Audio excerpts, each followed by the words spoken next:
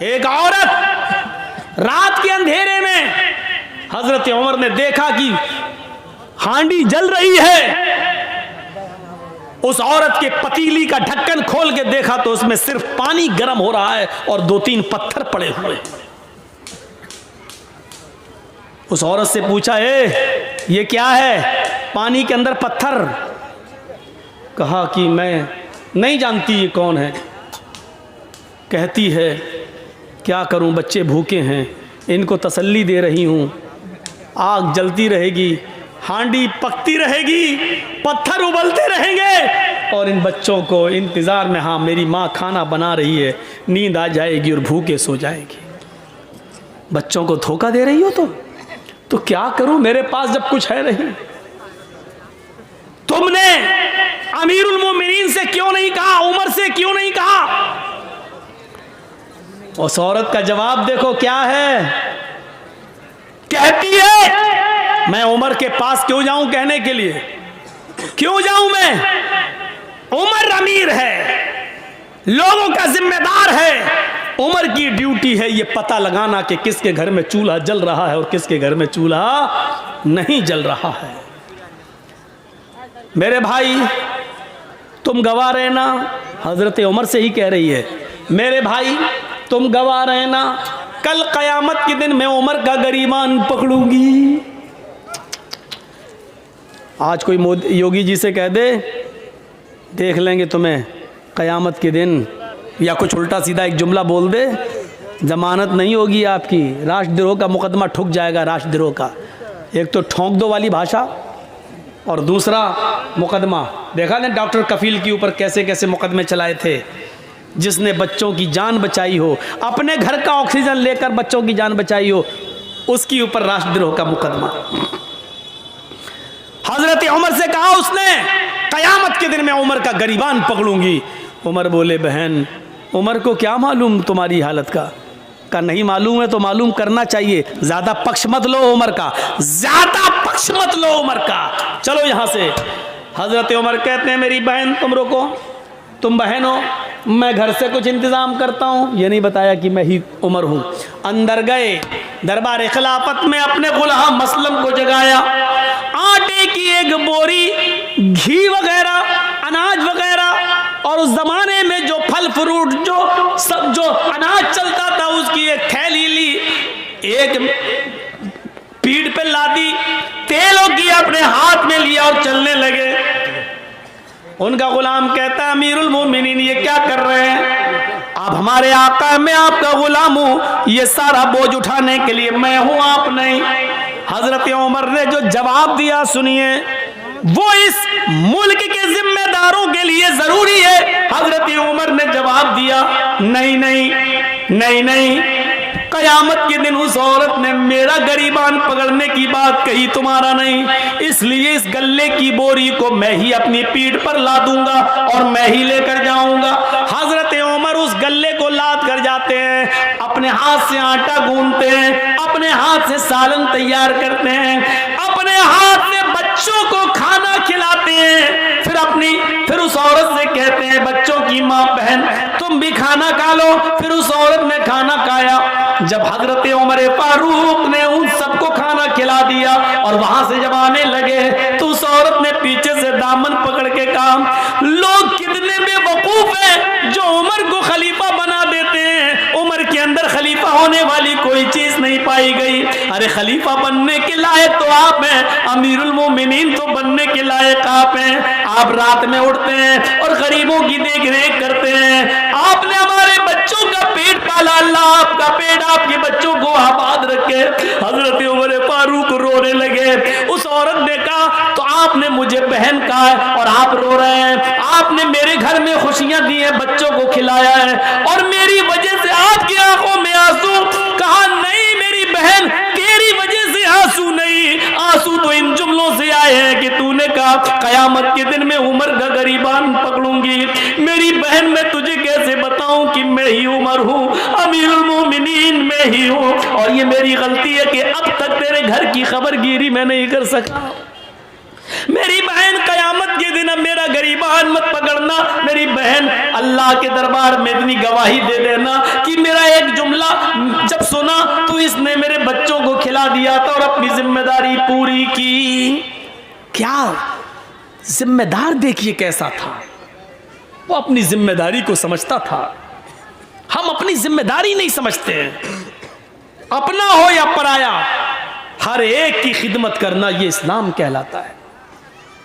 यही इस्लाम का दर्स है, यही इस्लाम है, इसी इंसानियत का नाम इस्लाम है।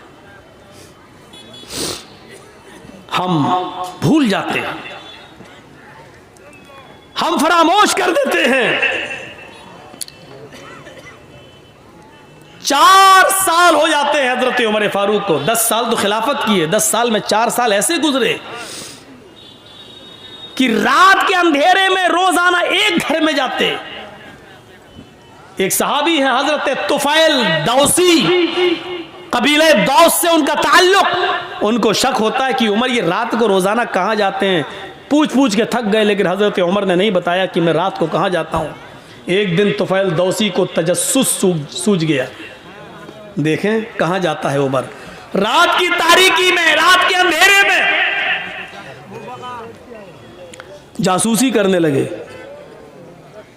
हजरत उमर आगे आगे जा रहे हैं, तुफैल दौसी पीछे पीछे पेड़ से छुप छुप के कि उमर मुझे देख न लें। हजरत उमर दाएं बाएं देख रहे हैं, लेकिन इनको पीछे का कोई आदमी दिखाई नहीं दे रहा है। चल दिए 4-5 मील दूर एक बियाबान आबादी में, आज बियाबान जगह आ जाते हैं। 5-6 झोपड़ियों के अलावा वहां कुछ नहीं है। एक झोपड़ी में चिराग जल रहा था। हजरत उमर फारूक ने दाएं बाएं देखा कि मुझे कोई नहीं देख रहा, उस झोपड़ी के अंदर घुस जाते हैं। तो फैल दौसी को शक हो गया कि उमर इतनी रात में इस झोपड़ी में क्या करने गया। इंसान की फितरत है, रात के अंधेरे में आप भी अगर दाएं बाएं देखें और कोई ना आपको देख रहा हो, चुपके से आप किसी घर में घुस जाएं, वो भी रात के अंधेरे में, तो मेरे दिल में तो तरह तरह के ख्यालात उठेंगे ही कि आप क्यों गए, इतनी रात में क्यों जा रहे हैं। तो फैल दौसी कहते हैं कि मैं उमर के निकलने का इंतजार करने लगा कि इतनी रात में उमर इस घर में क्या करता है और रोजाना आता है क्या करता है। काफी देर के बाद उस झोपड़ी से जब हजरत उमर निकले और सीधे चले गए, तो फैल दौसी ने कहा जा रहे हैं जाने दो, मैं झोपड़ी में जाके देखूं कि इसमें क्या है। हजरत तुफैल जब उस झोपड़ी में घुसते हैं तो क्या देखते हैं कि कोने में चिराग जल रहा है। उस चिराग के पास खजूर के पत्तों की बनी हुई एक चटाई बिछी हुई है। उस चटाई के ऊपर कोई लेटा हुआ है। करीब गए तो पता चलता है कि एक औरत है, और करीब जाते हैं तो पता चलता है कि वो बूढ़ी औरत है।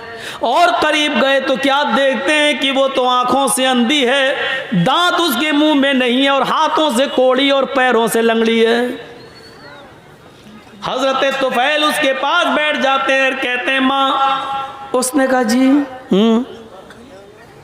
क्या मैं तुमसे कुछ पूछना चाहूं तुम बताओगी। उसने कहा बोलो बेटा। कहा ये आदमी जो तुम्हारे पास आया है और अभी अभी यहां से गया है, ये कौन है, क्या तुम इसको जानती हो, क्या तुमने कभी इसको देखा है।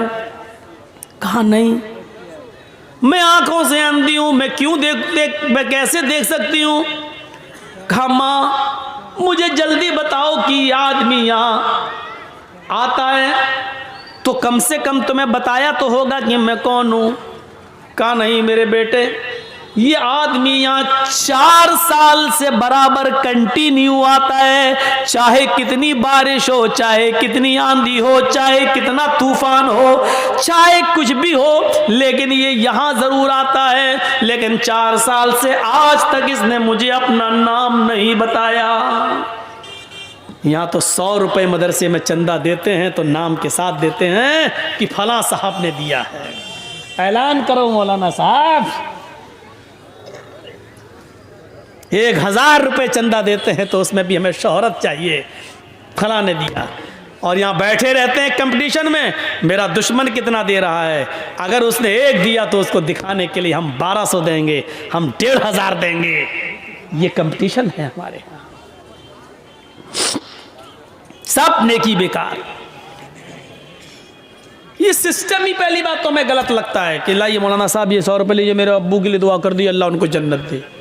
अरे आप मदरसे को चंदा दीजिए, आप दिल में नियत कर लीजिए कि मैं अपने बाप की तरफ से दे रहा हूं, आपको सवाब मिलेगा। मौलाना साहब से नाम ले लेकर क्यों दुआ करवा रहे हो? जर्जी साहब को अपने बाप को सवाब पहुंचाना है, जर्जी साहब 1000 रुपया देंगे, दिल में नियत है मैं अपने बाप की तरफ से दे रहा हूं, बाप को सवाब मिलेगा। 20 साल हो गई तकरीरें करते करते, यही बताते बताते, लेकिन नहीं बदली आ रही ये बात, नहीं वही धुर्रा चला आ रहा है, उसी पे हम चल रहे हैं। 4 साल हो गई, आज तक इसने मुझे अपना नाम नहीं बताया कि कौन है। अच्छा, बस ये कह देता है मैं तुम्हारा बेटा हूं, मैं तुम्हारा बेटा हूं।